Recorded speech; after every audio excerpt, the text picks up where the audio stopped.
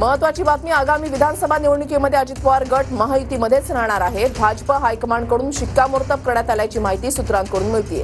दिल्लीमधल्या भाजप नेत्यांचे राज्यातील नेत्यांना या संदर्भातले निर्देश असल्याची माहिती सुद्धा सूत्रांकडून मिळतेय। संदीप राजगोळकर आमचे प्रतिनिधी या संदर्भातली अधिक माहिती देतील। संदीप,